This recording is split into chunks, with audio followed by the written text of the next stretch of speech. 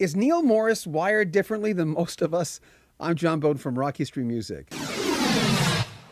I remember the first time I heard King Crimson when I was a teenager.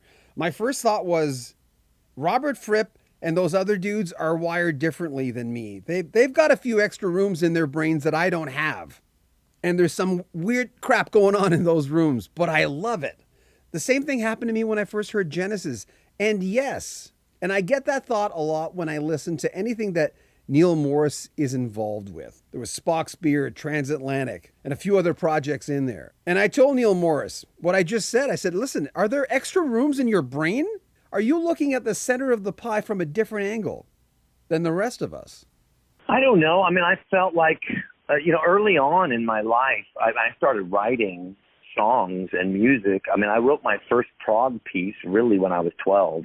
So I always felt like I had something that was special, That's why it was so disappointing not getting anywhere and, not ever getting a record deal or, showcasing for a lot of labels and then, getting really close, having the meetings in the penthouses and then getting dropped and, it just left me really, really desolate and depressed. But of course, I'm really thankful. I'm really thankful for all of that now because, one of the things that's great is that I can write about depression from a knowing place.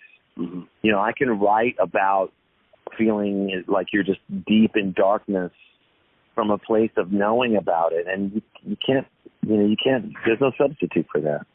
When it was time for you to leave home, you're an adult now, the teenage years are behind you, and I always find that is a stage in someone's life. What were the albums in your collection when you were leaving home? What were those albums? Well, I didn't leave home. My parents left.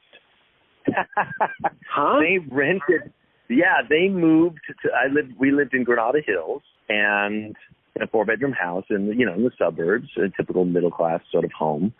And my parents got into real estate. My dad retired from teaching, and they decided to move into a condo in Sylmar where they were doing real estate.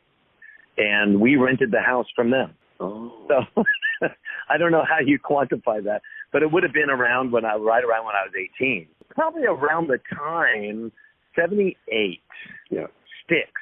And then the new wave people are starting to come in. So I'm starting to get into Joe Jackson and Elvis Costello and Tom Petty, I bet. Neal Morse's brand new album is a rock opera called Jesus Christ, the Exorcist. Go to nealmorse.com for details. We also have a longer feature on the album on our sister channel called Rock History Book, where Neal talks about some of the choice individual tracks from the album and inspiration behind the project. We'll have a link in the description of this video of that video. More from Neal Morse coming up next week. Make sure you comment on our video, subscribe to our channel, and share our videos. I'm John Beaudin from Rock History Music.